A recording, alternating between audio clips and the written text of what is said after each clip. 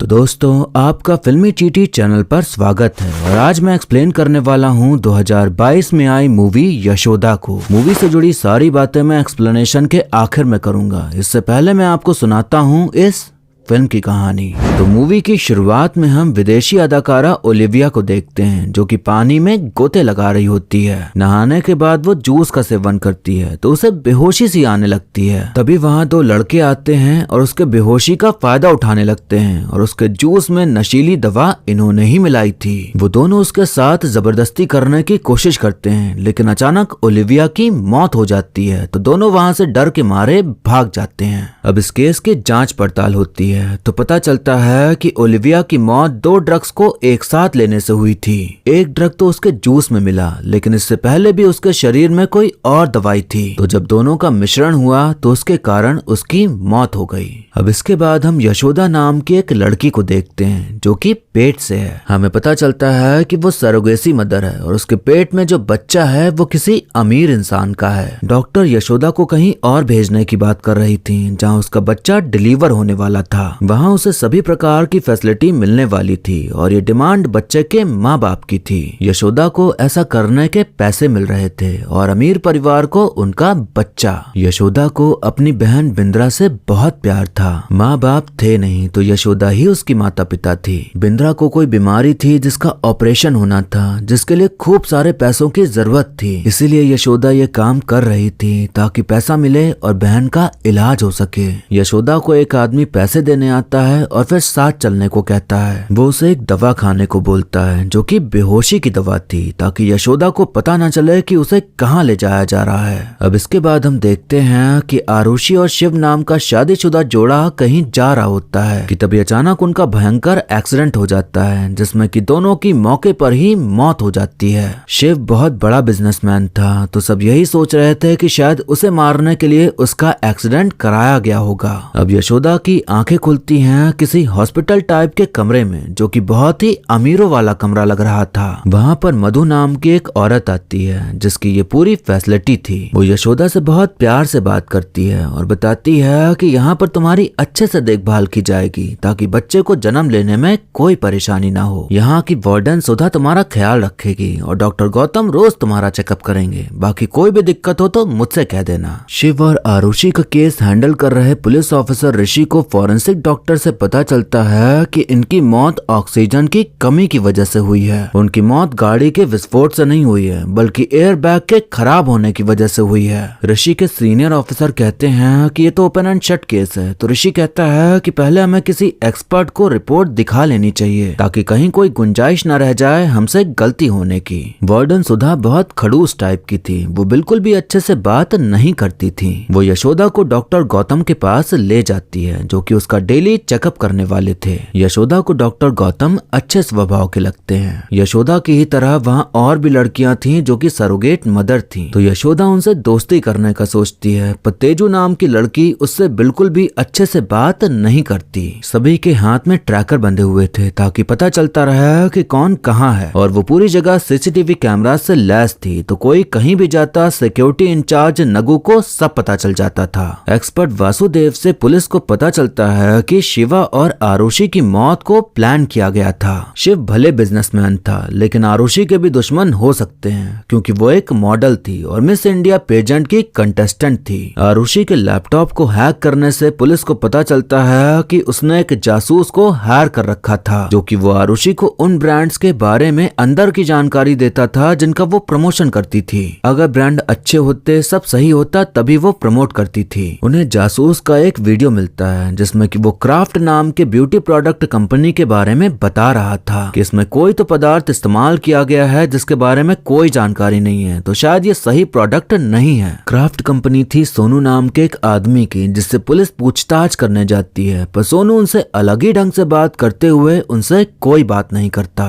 सोनू के पिता central minister Girdhar थे तो इस कंपनी के ऊपर एक मंत्री का हाथ था इसलिए पुलिस ज्यादा कुछ नहीं कर सकती थी। रोज रोज एक ही जगह पर वक्त बिताते बिताते यशोदा कि तेजू, लीला, काजल और जैनी 4 लड़कियों से दोस्ती हो ही जाती है। हमें यहाँ फ्लैशबैक दिखाया जाता है कि कैसे यशोदा घर चलाने के लिए फूड डिलीवरी का काम करती थी और अपनी बहन को कोई भी कमी महसूस होने नहीं देती थी। उस जासूस का पता लगा के वो लोग उसके घर पहुंचते हैं, पर देखने मिलता है कि वो तो मारा जा चुका है। उसके फ्रिज से एक ट्यूब मिलती है जिसमें कुछ केमिकल रखा था, तो उसे एग्जामिन करने भेज दिया जाता है। ऑफिसर ऋषि को फॉरेंसिक डॉक्टर से पता चलता है कि जासूस के घर से मिला केमिकल ठीक वैसा ही है जैसा ओलिविया के शरीर में था। जो दूसरा ड्रग उसके शरीर में था, ना ही उसका पता है और ना ही इसका जो जासूस के घर से मिला, पर हैं दोनों सेम ही। डॉक्टर गौतम से चेकअप कराते कराते यशोदा की उससे काफी बनने लगी थी और कहीं ना कहीं डॉक्टर साहब उसे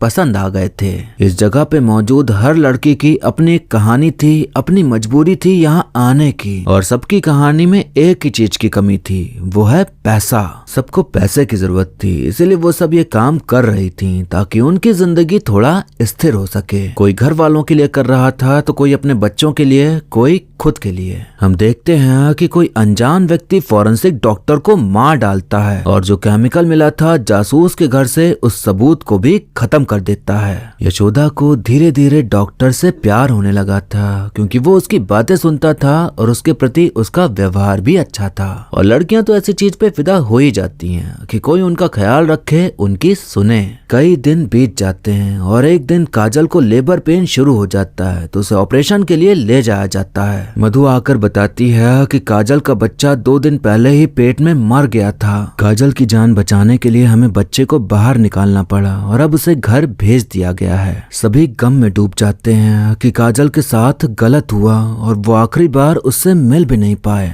अब हम देखते हैं कि ऑफिसर ऋषि और ऑफिसर अनवर सोनू के घर के बाहर रहकर उस पर निगरानी रख रहे होते हैं कि तभी उन पर हमला हो जाता है। इस हमले में ऑफिसर अनवर मारे जाते हैं। उधर सीनियर ऑफिसर बलराम का बुरी तरह एक्सीडेंट हो जाता है, लेकिन वो बच जाते हैं। यशोदा को कुछ ठीक नहीं लग रहा था, उसे इस जगह में कुछ गड़बड़ी लग रही थी। गड़बड़ी पता करने के लिए वो बेहोशी का नाटक करती है ताकि उसे भी वहां ले जाया जाए जहां काजल को ले जाया गया था। वो देखती है कि वहां की एक नर्स ने एक अंगूठी पहनी हुई है जो कि काजल की थी। सीनियर ऑफिसर बताते हैं कि ओलिविया जब भी इंडिया आती थी सिर्फ 3 दिन के लिए रुकती थी। पिछले 2 सालों में वो 4 बार आके गई है। जब सीबीआई ने दूसरे प्रोफाइल्स की जांच की तो पता चला कि दुनिया के अलग अलग जगहों से सेम पैटर्न में विजिट करने वालों की 122 महिलाओं की लिस्ट सामने आई है। ये सभी महिलाएं बेहद ही अमीर थीं। इन 122 महिलाओं में से एक महिला है एलेना, जिसका फिर से आने का समय हो गया है, तो उससे पूछताछ करने पर कुछ पता चल सकता है। एलेना के भारत में आते ही पुलिस उसका पीछा करना शुरू कर देती है। यशोदा चुपके चुपके वहाँ सब देखना शुरू करती है, लेकिन तभी डॉक्टर आ जाता है तो वो फिर से बेहोशी का नाटक करके बच जाती है। यशोदा अपने कमरे में थी तो वो नोटिस करती है कि खिड़की के बाहर जो नजारा दिखता है उसमें कुछ तो गड़बड़ी है। वो कैसे भी करके खिड़की खोलने में कामयाब हो जाती है तो उसे पता चलता है कि खिड़की के बाहर दिखने वाला नजारा असली नहीं है बल्कि स्क्रीन लगी हुई है। स्क्रीन तोड़ने पर उसे दीवार दिखाई पड़ती है जिसे तोड़ना नामुमकिन था। अब लीला को भी लेबर पेन होना शुरू हो जाता है तो उसे भी वहीं ले जाया जाता है जहां काजल को ले गए थे। यशोदा ने जब डॉक्टर के सामने बेहोशी का नाटक किया था तो उसने उसका एक्सेस पास चुरा लिया था जिससे कि सभी गेट खुलते हैं। एलिना का पीछा करते करते जंगल आते ही एलिना की गाड़ी अचानक से गायब हो जाती है। पुलिस वहां से जाने लगती है कि तभी वहां भैंसों का झुंड आ जाता है जो कि उन्हें घेर लेता है। भैंसे पे बैठा वहां एक आदमी आता है और उन्हें अपने पीछे आने को कहता है तो वो उसके पीछे चल देते हैं ये सोच के कि वो उनकी मदद कर रहा है। यशोदा कैमरे से बचते बचाते लीला के पीछे जाती है तो देखती है कि उसे ऑपरेशन थिएटर ले जाया गया है। तभी वहां जैनी आ जाती है जो कि बताती है कि तुम इस दरवाजे को नहीं खोल सकती, ये मेटल का है और 16 लेयर का लॉकिंग सिस्टम है। यशोदा पूछती है कि ये सब तुम्हें कैसे पता, तो जैनी अपना नकली पेट निकाल फेंक कहती है कि मैं उनमें से एक हूँ और फिर यशोदा पर हमला कर देती है। जैनी यशोदा पर भारी पड़ रही थी लेकिन यशोदा हिम्मत दिखाते हुए उसका सामना करती है और उसे मार गिराने में कामयाब हो जाती है। यशोदा ऑपरेशन थिएटर में घुसती है तो उसे वहाँ खूब सारा खून दिखाई पड़ता है। सिक्योरिटी इंचार्ज गनू कैमरे में सब कुछ होते हुए देख लेता है तो वो तुरंत ये खबर मधु को बताता है। यशोदा वहाँ से एक हॉल में जाती है जहाँ का नजारा देख वो अपनी आंखों पर विश्वास ही नहीं कर पाती कि वो क्या देख रही है। उसे देखने मिलता है कि उस बड़े से हॉल में कई सारी औरतों की लाश एक बॉक्स में बंद पड़ी है। वो हॉल एक बड़े फ्रीजर जैसा था, जैसे कोई मुर्दा घर हो। वहाँ लीला की भी लाश थी। यहाँ कुछ तो बहुत बड़ा गेम चल रहा था जो कि समझ से बाहर था। मधु सीसीटीवी कैमरे के जरिए यशोदा पर पूरी नजर रखे हुए थे कि वो कहाँ है, क्या कर रही है। उधर कुछ गांव वाले पूरी पुलिस टीम को पकड़ के बंदी बना लेते हैं। वो एक और कमरे में जाती है जहाँ अंधेरा था तो वहाँ रखे इंफ्रारेड चश्मे लगाने से उसे दिखाई पड़ता है कि कंटेनर्स में खूब सारे नवजात बच्चे रखे हुए हैं। ये देख यशोदा डर जाती है कि आखिर सब है क्या चल रहा है यहाँ पे। तभी वहाँ गनू आ जाता है और यशोदा को पकड़ के सिक्योरिटी रूम लेके चला जाता है। गनू उसके साथ जबरदस्ती करने की कोशिश करता है लेकिन यशोदा उसे भी उसकी औकात दिखाने में कामयाब हो जाती है। यशोदा मधु के ऑफिस पहुंच जाती है जहां मधु उसका इंतजार कर रही थी। यशोदा सर्जिकल नाइफ हाथ में लेकर मधु से पूछती है कि आखिर यहाँ हो क्या रहा है कि तभी वहाँ डॉक्टर गौतम आ जाते हैं। गौतम कहता है कि इसे तुम मार दो, ये बहुत ही बुरी औरत है। जैसे तुम यहाँ फंस गई हो वैसे ही मैं भी यहाँ फंसा हुआ हूँ। मेरे पास ये हार्ड ड्राइव है जिसमें सारी जानकारी है कि ये लोग यहाँ क्या कर रहे हैं। यशोदा उस पर विश्वास कर लेती है और चाकू उसे दे देती है कि तभी डॉक्टर गौतम अपने असली रूप में आकर यशोदा को ही अपने कब्जे में कर लेता है। वो बस नाटक कर रहा था मासूम होने का, असल में तो वो मास्टरमाइंड है और मधु का साथी है। अब मधु सब बताना शुरू करती है कि वो लोग कौन हैं और यहाँ क्या हो रहा है। कहानी पीछे जाती है जहाँ हम देखते हैं कि कॉलेज में ब्यूटी पेजेंट कंपटीशन होता है जिसका चीफ गेस्ट मंत्री गिरधर था। वो कहता है कि मुझे ये सब चीजें पसंद नहीं और मुझे आना भी नहीं था, लेकिन इतना बुलाया तो आना पड़ा। ये बेकार का ड्रामा होता है, असली खूबसूरती तो मन में होती है। वो बोल ही रहा था कि तभी कंपटीशन का हिस्सा बनी मधु उसे टोक देती है और उसकी बात को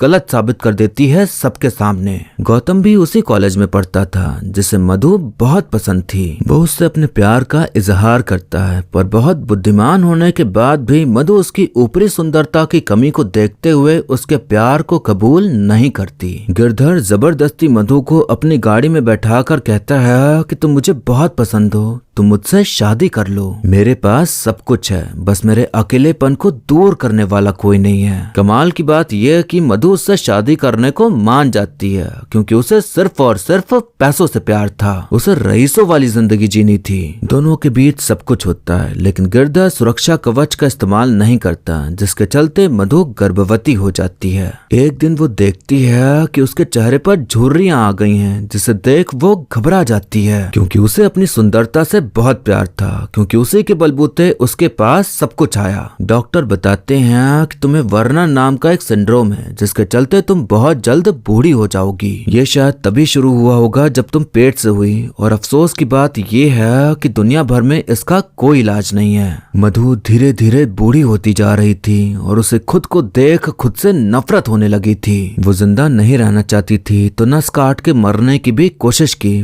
पर बच गई। गिरधर को जब पता चलता है कि अब कोई इलाज नहीं तो वो मधु को छोड़ देता है। मधु से मिलने गौतम आता है और कहता है कि मैं तुम्हारी खूबसूरती लौटा सकता हूँ। जर्मन यूनिवर्सिटी में मैंने जो रिसर्च जमा करी है वो इसी स्किन प्रॉब्लम के बारे में, इसलिए मुझे विश्वास है कि मैं ये कर सकता हूँ, लेकिन एक शर्त है कि जब तुम सुंदर दिखने लगोगी तो मेरे साथ ही रहोगी। मधु ये डील मानकर उसके साथ चली जाती है और फिर गौतम उसका इलाज करना शुरू कर देता है। कई महीने लग जाते हैं पर आखिरकार गौतम मधु को पहले जैसा बनाने में कामयाब हो जाता है। वादे के मुताबिक मधु को उसके साथ ही रहना था पर वो गिरधर को बुला लेती है गुंडों के साथ जो कि गौतम को खूब पीटते हैं। फिर से सुंदर होते ही मधु ने अपनी असलियत दिखा दी। उसे तो बस पैसा चाहिए था, प्यार नहीं। प्यार वो सिर्फ खुद से और पैसे से करती थी। गौतम कहता है कि तुम्हारी ये खूबसूरती हमेशा के लिए नहीं रहेगी, हर 6 महीने में तुम्हें एक बूस्टर डोज लेनी होगी, तभी ये खूबसूरती कायम रहेगी। लेकिन तुम लोग तो मुझे मारना चाहते हो ना, तुम मार दो।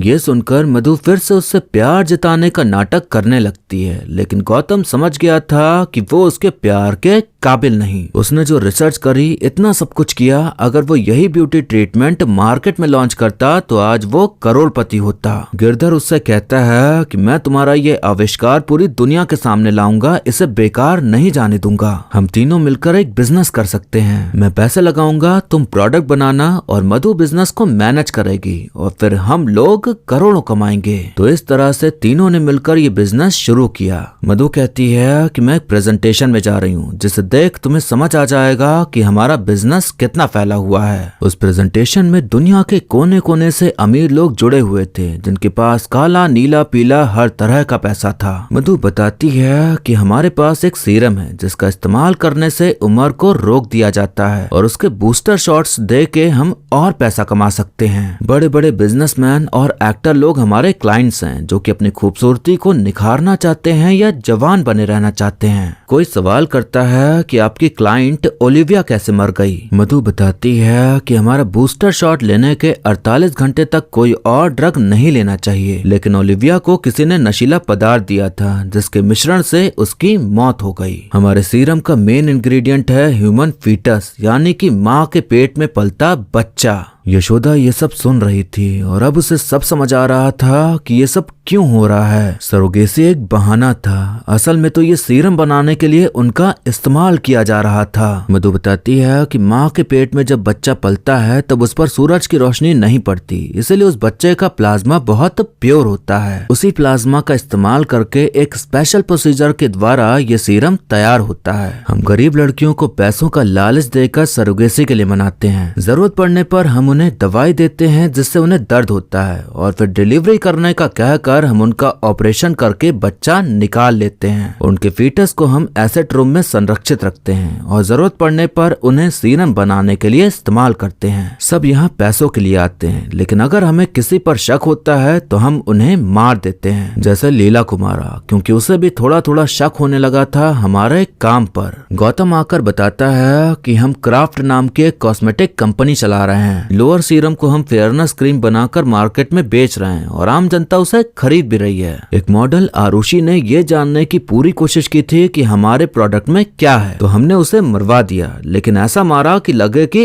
एक्सीडेंट हुआ हो। आम जनता को फेयरनेस क्रीम बेच के और अमीर लोगों को जवान बनाने और खूबसूरत बनाने का ट्रीटमेंट दे के ये दोनों खूब पैसा छाप रहे थे और अब चाहते थे कि उनके जैसे और भी लोग उनके साथ जुड़े। गौतम ये सब बता ही रहा था कि तभी वो देखता है कि यशोदा को जहाँ बांध के आया था वो वहाँ से भाग गई है। वासुदेव को समझ आता है कि उन्हें यहाँ फंसाने के लिए एलेना का इस्तेमाल किया गया है और इसमें सीनियर ऑफिसर बलराम शामिल है, क्योंकि उसकी जानकारी उसने ही दी थी। वो भले ऐसा दिखा रहा था कि वो हमारी मदद कर रहा है केस को सॉल्व करने में, लेकिन असल में वो गिरधर का गुलाम है। बलराम का भी एक्सीडेंट हुआ था, लेकिन वो बस नाटक था। अब वहाँ पर बलराम आ जाता है और अब उसका असली चेहरा सबके सामने था कि वो पुलिस के भेष में बहुत बड़ा अपराधी है। यशोदा को बाहर निकलने का रास्ता मिल जाता है, पर उसके पीछे एक खूंखार कुत्ता पड़ जाता है जो कि गौतम का था। गौतम उसे वापस पकड़ लाता है। गौतम कहता है कि मुझे तुम पर पहले से ही शक हो गया था, इसलिए तुम्हारे साथ प्यार का नाटक किया। तुमने मेरा एक्सेस कार्ड चुराया, ये भी मुझे पता था। अब बताओ कि आखिर तुम कौन हो और तुम्हारा क्या मकसद है। यशोदा कहती है कि मैं बस लीला को ढूंढ रही थी। मधु कहती है कि जहाँ सबकी लाशें रखी हैं वहाँ लीला की लाश देखने के बाद भी तुम किसी और की तलाश कर रही थी, बताओ किसकी। गौतम उसे दिखाता है कि देखो ये पुलिस वाले मुझे पकड़ने आए थे, लेकिन अब ये खुद हमारे जाल में हैं। पुलिस की टीम और यशोदा दोनों एक दूसरे को देख पा रहे थे। इतने में यशोदा गौतम के ऊपर बंदूक तान देती है, जो कि तब चुराई थी जब उसने सिक्योरिटी गार्ड को मारा था। अब यहाँ पर खुलासा होता है कि यशोदा कोई आम इंसान नहीं है, बल्कि वो भी एक वेल ट्रेंड पुलिस ऑफिसर है जो कि वासुदेव के अंडर ट्रेंड हुई है। यशोदा को दो ही चीजें पसंद थी, एक उसकी बहन बिंद्रा और दूसरा पुलिस ऑफिसर बनना। वो पुलिस ट्रेनिंग लेती थी और फिर उससे फ्री होकर फूड डिलीवरी का भी काम करती थी। ट्रेनिंग के बाद ज्वाइनिंग के लिए यशोदा इंटरव्यू के लिए जाती है, तो सीनियर उसे गलत तरीके से छूते हुए कहता है कि इस नौकरी को पाने की कीमत 20 लाख रुपए है, लेकिन मैं तुमसे कोई पैसा नहीं लूंगा, बस तुम्हें मेरे पास आना होगा जब मैं चाहूँ। ये बात जब वासुदेव को पता चलती है तो उन्हें बहुत गुस्सा आता है, पर यशोदा कहती है कि अगर ये बात बाहर निकली तो मुझ जैसे गरीब घर की लड़कियां डर के रुक जाएंगी, इसलिए इस बात को यहीं खत्म करते हैं। ये सारी बातें बिंद्रा सुन लेती है। एक सुबह यशोदा देखती है कि बैग में खूब सारे पैसे हैं जो कि बिंद्रा ने रखे थे और कागज में लिखा था कि आप रिश्वत देकर पुलिस बन जाओ दीदी। यशोदा और वासुदेव ने मिलकर बिंद्रा को हर जगह ढूंढा पर वो कहीं नहीं मिली। पता चला कि बिंद्रा सरकारी अस्पताल अक्सर आती जाती रहती थी। जब हमने उस अस्पताल की जांच की तो पता चला कि एक नर्स गरीब घर की लड़कियों से मिलकर उनसे कुछ बातचीत करती है। उस नर्स को पकड़ने पर वो बताती है कि बिंद्रा मेरे पास आई थी तो मैंने उसे बताया कि सरोगेसी करके तुम्हें 5 साल में 5 बच्चे देने होंगे जिसके तुम्हें खूब पैसे मिलेंगे, तो वो मान गई। हमारा काम है लड़कियों को मनाना और उन्हें वास्को के हवाले करना जो कि हमें पैसे देता है। जिन्हें पैसों की जरूरत होती है उन्हें सरोगेसी के काम में फंसाया जाता है। ये बहुत सी जगह हो रहा है और मेरे जैसी बहुत सी नर्सेस और डॉक्टर्स इसमें शामिल हैं। नर्स को केवल इतना पता था कि सरोगेसी का बिजनेस चल रहा है, लेकिन पूरी बात नहीं पता थी कि असली बिजनेस है क्या। टीम सोचती है कि उन प्रेग्नेंट महिलाओं के साथ क्या हो रहा है ये जानने के लिए हमें किसी लेडी ऑफिसर को ही एजेंट बना के वहाँ भेजना होगा, क्योंकि हम लोग तो जा नहीं सकते। यशोदा कहती है कि ये काम वो करेगी। वासुदेव कहते हैं कि तुमने अब तक ऑफिशियल पोस्टिंग नहीं ली है तो डिपार्टमेंट से तुम्हें कोई सपोर्ट नहीं मिलेगा। वहाँ जाने के लिए तुम्हें प्रेग्नेंट भी होना होगा। यशोदा कहती है कि बिंद्रा के लिए मैं उसकी बड़ी बहन नहीं उसकी माँ भी हूँ। उसे बचाने के लिए मैं कुछ भी करने को तैयार हूँ। तो ये था यशोदा का सच कि वो खुद आई थी इस जाल में फंसने ताकि इस जाल का सच पता लगा सके। मधु और गौतम भले उस पर नजर रख रहे थे लेकिन यशोदा उनसे एक कदम आगे थी और वो भी उन पर जासूसी कर रही थी यहाँ रहते हुए। यशोदा ने सब कंट्रोल कर लिया था लेकिन वहाँ सिक्योरिटी आकर यशोदा को अपने कब्जे में ले लेती है और फिर गौतम उसे खूब पीटता है। यशोदा हार नहीं मानती और हिम्मत दिखाते हुए सभी से लड़ते हुए गौतम को गोली मार देती है। उधर पुलिस टीम बलराम को पकड़ने में कामयाब हो जाती है तो वो उसे वहीं खत्म कर देते हैं, क्योंकि उन्हें पता था कि कानूनी तौर पर अगर कार्रवाई हुई तो ये बच निकलेगा। वहाँ मौजूद सभी महिलाओं को अब समझ आ गया था कि यहाँ क्या घिनौना काम हो रहा है। मधु हेलीकॉप्टर के जरिए वहाँ से भाग रही होती है लेकिन यशोदा उसे पकड़ लेती है। मधु कहती है कि मैंने तो सबकी मदद करी है, जिसे पैसों की जरूरत थी उसे पैसे दिए, जिसे खूबसूरती चाहिए थी उसे खूबसूरती दी, ये एक तरह से सबकी सेवा ही तो है। यशोदा कहती है कि पेट में ही बच्चे को मार देना ये कौन सी सेवा है। मधु कहती है कि मेरी फैसिलिटी में बच्चा पैदा करना कोई बड़ी बात नहीं है। यहाँ जितनी लड़कियाँ खड़ी हैं उन्हें मैंने बिना किसी आदमी के प्रेग्नेंट बनाया है, तो मेरे सामने ये इमोशनल भरी बातें मत करो। यशोदा कहती है कि एक बच्चे को जन्म देकर अगर तुम भी माँ बनी होती तो तुम्हें इसका महत्व पता होता। मधु कहती है कि जब गौतम ने मुझे पहली बार खूबसूरत बनाने के लिए मुझ पर एक्सपेरिमेंट किया था तो उसे एक फीटस की जरूरत थी। उस वक्त मेरा 5वां महीना था तो मैंने अपने ही बच्चे को मारा खुद को खूबसूरत बनाने के लिए। मधु इतनी ज्यादा घिनौनी, गंदी, नीच, पापी औरत थी कि उसे बस अपनी खूबसूरती दिखी। उसे किसी और से कोई लगाव नहीं था, बस खुद से मतलब था। सभी महिलाएं उसे गालियां देते हुए उस पर हावी हो जाती हैं कि तभी मधु का पैर फिसलता है और वो खाई से नीचे गिर के मर जाती है। पर किसी को उसके मरने का कोई दुख नहीं होता क्योंकि उसके कर्म ही ऐसे थे। गौतम मरा नहीं था बल्कि जिंदा था और उस सीरम का फॉर्मूला लेके वहाँ से भाग रहा था, पर पुलिस उसे धर दबोचती है। यशोदा को अपनी बहन बिंद्रा मिल जाती है जो कि पेट से थी और उसे असहनीय दर्द हो रहा था क्योंकि डिलीवरी का समय हो गया था। बिंद्रा खुश थी कि उसकी बहन आखिरकार पुलिस ऑफिसर बन ही गई। वार्डन सुधा ही बिंद्रा की डिलीवरी कराती हैं और फिर बिंद्रा एक नन्हे से प्यारे से बच्चे को जन्म देती है, जिसे देख यशोदा की आंखों में आंसू थे। इसके बाद हम देखते हैं कि अब मंत्री का भी खुलासा हो जाता है और उसे भी जेल हो जाती है। हमें बताया जाता है कि ऐसा ही कुछ कंपनियां हैं जो अबॉर्टेड फीटस का इस्तेमाल करती थी ब्यूटी क्रीम बनाने के लिए। मतलब जो फिल्म में दिखाया गया है ऐसा रियल में भी होता है। और फिर इसी कहानी के साथ ये मूवी यहीं पर खत्म हो जाती है। तो दोस्तों ये फिल्म हमें ब्यूटी इंडस्ट्री की डार्क रियलिटी को दिखाती है कि कैसे कंपनीज अपने प्रोडक्ट को और बेहतर बनाने के लिए कुछ भी कर सकती हैं और हम अपने आप को और खूबसूरत बनाने के लिए कुछ भी कर सकते हैं। लोगों में डिमांड है खूबसूरत और जवान दिखने की, तो ब्यूटी प्रोडक्ट कंपनीज लगी रहती हैं कुछ ना कुछ अलग लाने के लिए, और उस अलग को बनाने के लिए वो क्या कर रही हैं किसी को कुछ पता नहीं होता। ये किसी से नहीं छुपा कि हर ब्यूटी प्रोडक्ट में भर भर के केमिकल होता है, लेकिन फिर भी लोग लगाते हैं क्योंकि उन्हें आगे का नहीं सोचना बल्कि अभी का सोच के सुंदर दिखना है। तो जिस हिसाब से एक स्टैंडर्ड सेट कर दिया गया है खूबसूरती का, उस स्टैंडर्ड को मेंटेन रखने के लिए जिसके पास पैसा है वो कुछ भी करता है। पहले तो कंपनीज अपने ब्यूटी प्रोडक्ट्स को जानवरों पर इस्तेमाल करती थी, लेकिन अब इंडिया में ये बैन है। पर अभी भी कई जगह एनिमल टेस्टिंग होती है। मतलब कि अगर कोई साबुन है तो उसे किसी जानवर की आंखों में डालकर देखा जाता है कि उसकी आंखों पर क्या असर पड़ेगा। कोई क्रीम है तो उसे लगा के देखा जाता है कि स्किन पर क्या असर पड़ेगा। अब एक प्रोडक्ट आता है जिसमें स्नेल यानी कि घोंघे का जो चिपचिपा सा निकलता है वो यूज होता है। उसका चिपचिपा पदार्थ स्किन के लिए काफी अच्छा होता है, तो इसीलिए उसका इस्तेमाल होता है। लेकिन अब सोचिए उस चीज को निकालने या बनाने के लिए किस तरह से स्नेल्स के साथ बर्बरता की जाती होगी। स्नेल से कोई डील तो हुई नहीं होगी कि आप मुझे ये दे देना, मैं आपको कुछ और दे दूंगा। उनका जबरदस्ती जो भी निकाला जाता है वो जबरदस्ती ही निकाला जाता होगा ना। तो कुछ इस तरह से हम इंसान अपने फायदे के लिए कुछ भी कर सकते हैं। फिल्म की बात करें तो इसका कॉन्सेप्ट काफी अलग और यूनिक था। इस तरह की कहानी हमें जल्दी देखने को नहीं मिलती, जिसमें एक्शन भी हो, ड्रामा भी हो, सस्पेंस भी हो और दिमाग हिला देने वाला क्लाइमैक्स भी हो। इस फिल्म में ये भी दिखाया गया है कि कैसे सरोगेसी एक बिजनेस बन चुका है। ऐसा सच में होता है कि गरीब लोगों को टारगेट किया जाता है और पैसों का लालच दे के उन्हें सरोगेट मदर बनाया जाता है। ये चीज भारत में इलीगल है, लेकिन फिर भी होता है। कहने को तो ये चीज अच्छी है कि किसी को बच्चा मिल रहा है उनका, अगर किसी का बच्चा नहीं हो सकता है तो। लेकिन इस चीज का काफी गलत इस्तेमाल हो रहा है और वो काफी चीजें हैं जो कि इस वीडियो में बात नहीं कर सकते क्योंकि वीडियो बहुत लंबी हो जाएगी। सारा खेल पैसे का है। पैसे कमाने के चक्कर में इंसान ना जाने क्या नहीं करता। कोई खुशी से ये सारे काम नहीं करता बल्कि मजबूरी ही रहती है। ये सबसे बेहतरीन वुमेन सेंट्रिक फिल्म है जिसमें हम देख पाते हैं कि औरतें भी किसी से कम नहीं, फिर चाहे वो विलन बने